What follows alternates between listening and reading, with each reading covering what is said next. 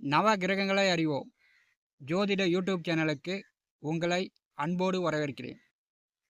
புதன் பெயர்ச்சி மிதுன ராசியில் இந்த வருஷம் ஆடி மாதம் 15ஆம் தேதி வரை, அதாவது 2026ஆம் வருடம் ஜூலை மாதம் 31ஆம் தேதி வரை மிதுன ராசியில் புதன் சஞ்சாரம் செய்ய போகிறார். மாத கிரகம் அதாவது ஒரு மாதத்தில் ஒரு ராசியிலிருந்து கோச்சாரத்தில் அடுத்த ராசிக்கு பெயர்ச்சியாகி விட வேண்டும். மாத கிரகம் ஒரு ராசியில் 2 மாதம் இருந்தால் பிரச்சனையும் வரும், ஒரு சிலருக்கு மிகப்பெரிய அதிர்ஷ்டமும் வரும். அதே மாதிரி வருட கிரகம் குருபகவான் ஒரு ராசியில் ஒரு வருடம் முழுமையாக இருந்துச்சுன்னா எல்லோருக்குமே நன்மையும் உண்டு, அதன் வழியில் பாதிப்புகளும் உண்டு.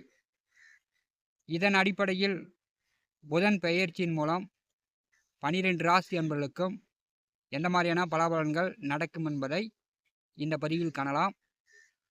நம்முடைய சேனலை பார்த்து கொண்டிருக்கக்கூடிய அன்பர்கள் சப்ஸ்கிரைப் செய்து கூடவே இருக்கின்ற ஆல் பட்டனை அழுத்திங்க.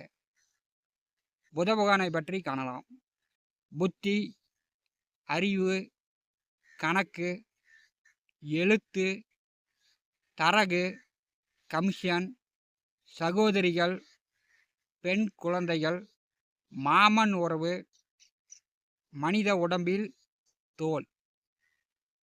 சுய ஜாதகத்தில் புதன் நல்ல நிலையில் இருக்க வேண்டும். அதாவது பாவக்கிரகங்களுடைய நட்சத்திரத்தில் புதன் நின்றாலும் பாவக்கிரகங்களுடைய பார்வையில், குறிப்பாக சனி பகவான் பார்வையில் சனி பகவானுடைய நட்சத்திரத்தில் புதன் நிற்பது மிக கடுமையான தோஷத்தை, பாதிப்பை உண்டாக்கும். சனி பகவான் காலபுருஷனுக்கு 11ஆவது வீடு, புதன் காலபுருஷனுக்கு 3, 6ஆம் வீட்டின் அதிபதி.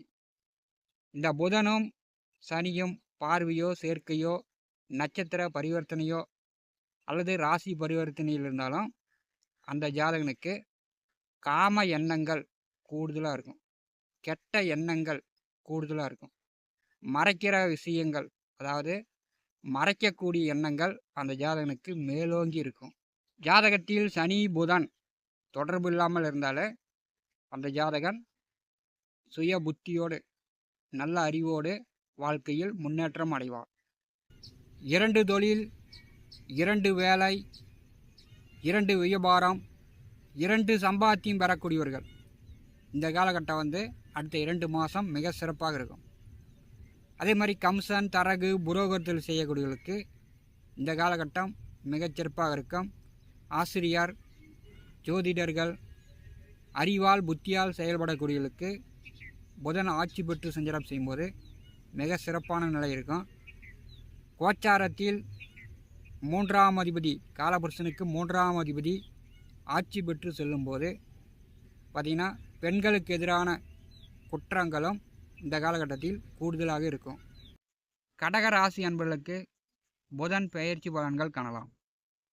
கடகராசிக்கு 3ஆம் இடமான முயற்சி ஸ்தானத்திற்கும் 12ஆம் இடமான விரயஸ்தானத்திற்கும் அதிபதியானவர் புதன்.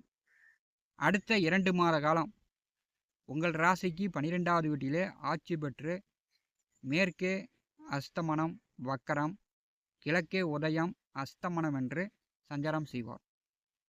கடகராசிக்கு 12ஆம் அதிபதி 12ஆவது வீட்டிலே ஆட்சி பெற்று ஆடி மாதம் 15 வரை சஞ்சாரம் செய்யும்போது உங்களுக்கு இந்த காலகட்டம் பார்த்திங்கன்னா எதிர்பாராத பயணங்களும் அலைச்சல்களும் பிரயாணங்களும் இந்த காலகட்டத்தில் ஏற்படும். அதனால் தேவையில்லாத பயணங்களை, பிரயாணங்களை நீங்கள் தவிர்ப்பது நல்லது. தேவையில்லாமல் அடிக்கடி வெளியில் சென்று வருவதை நீங்களும் தவிர்த்தாலே பணங்காசு விரயம் இல்லாமல் பார்த்துக்கலாம். 12ஆம் வீட்டில் புதன் இருக்கும்போது உங்களுக்கு 6ஆம் இடம் பலமாக வேலை செய்யும்.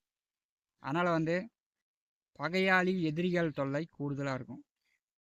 உங்களுடைய முயற்சிகளை தடை பண்ணுற அளவுக்கு இந்த காலகட்டத்தில் எதிரிகளுடைய தொல்லை கூடுதலாக வரும். கடகராசிக்கு 12ஆவது வீட்டிலே புதன் செல்லும்போது பெரும்பாலும் நீங்கள் நண்பர்கள், கூட்டாளிகள் வழியில் உதவிகள், ஆலோசனை பெறுவதை தவிர்ப்பது நல்லது. மூன்றாம் அதிபதி 12வது வீட்டிலே ஆட்சி பெற்று செல்லும்போது தேவையில்லாமல் மற்றவர்களுக்கு ஜாமீனுக்கோ கடனுக்கோ ஏதோ ஒரு இதுக்காக நீங்கள் கையெழுத்து போடுவதை தவிர்க்க வேண்டும். தேவையில்லாமல் நீங்கள் எழுதி கொடுப்பது இதெல்லாம் இந்த காலகட்டத்தில் தவிர்த்து விடுங்க. கடகராசிக்கு 3ஆம் அதிபதி 12வது வீட்டிலே ஆட்சி பெற்று செல்லும்போது எழுத்துப்பூர்வமாக ஸ்டாக்குமெண்ட் மூலமாக பிரச்சனைகளை உண்டாக்கும். இளைய உடன் பிறந்தவர்களிடம் ஒரு சிலருக்கு கருத்து வேறுபாடு வரலாம். இளைய உடன் பிறந்தவர்கள் படிப்புக்காக உயர்கல்விக்காக குடும்பத்தை விட்டு வெளியூரோ வெளிநாடோ அங்கே போய் தங்கி படிக்கக்கூடிய நிலை இளைய உடன் பிறந்தவர்களுக்கு இந்த காலகட்டத்தில் ஏற்படும். கடகராசியில் குரு பகவான் அமர்ந்திருக்கிறார். உங்களுக்கு பெரும்பாலும் குரு சத்துருஸ்தானாதிபதியாகவே செயல்படுவார். ஜென்ம ராசியிலே குரு இருக்கும்போது மறைமுக எதிர்ப்புகளும் இப்போ நேரடியாக உங்களுக்கு கண்ணுக்கு தெரியும். 6ஆம் அதிபதி ஜென்ம ராசியிலே இருக்கும்போது 1000 எதிரிகள் இருந்தாலும் எதிரிகளை நீங்கள் சமாளித்து விடலாம். நீங்கள் பார்த்தீங்கன்னா அவசர அர்ஜென்ட்டுக்காக இப்போ இந்த காலகட்டத்தில் கடன் வாங்கி செலவு பண்ணக்கூடிய நிலை ஒரு சிலருக்கு ஏற்படலாம். வேலை உத்தியோகம் பார்க்கக்கூடியவர்களுக்கு பதவி உயர்வு, கூடுதல் சம்பளம், பிரமோஷன் உண்டாகும். எதிர்பார்த்த மாதிரி இடம் மாற்றங்களும் குரு பகவான் ஏற்படுத்துவார். கடகராசிக்கு 9வது வீட்டிலே சனி பகவான் சஞ்சாரம் செய்து கொண்டிருக்கிறார். 9லே சனி பகவான் இருக்கும்போது தந்தையாரிடம் ஒரு சிலருக்கு கருத்து வேறுபாடு ஏற்படும். அதே மாதிரி தந்தையிடம் நீங்கள் அனுசரித்து தான் போகணும். இன்னொரு 5 மாத காலம் கடகராசிக்கு 8வது வீட்டிலே ராகு பகவான் செல்வார். 2வது வீட்டிலே கேது. குடும்பத்திலையும் சரி, வெளி இடத்திலையும் சரி, பொது இடத்திலையும் சரி, பேச்சுவார்த்தையில் கடகராசி என்பர்கள் கொஞ்சம் கவனமாக இருக்கணும். குடும்ப உள் விவகார ரகசியங்களை, உங்கள் குடும்ப ரகசியங்களை வெளியில் பேசக்கூடாது. அதே மாதிரி 8வது வீட்டிலே ராகு பகவான் செல்லும்போது ஏதோ ஒரு விஷயத்துக்காக நீங்கள் பயந்துக்கிட்டு ஒரு நாள்னாச்சும் கூடுதல் பய உணர்வை 8வது வீட்டில் செல்லக்கூடிய ராகு கடகராசி என்பளுக்கு ஏற்படுத்தியே தீர்வார்.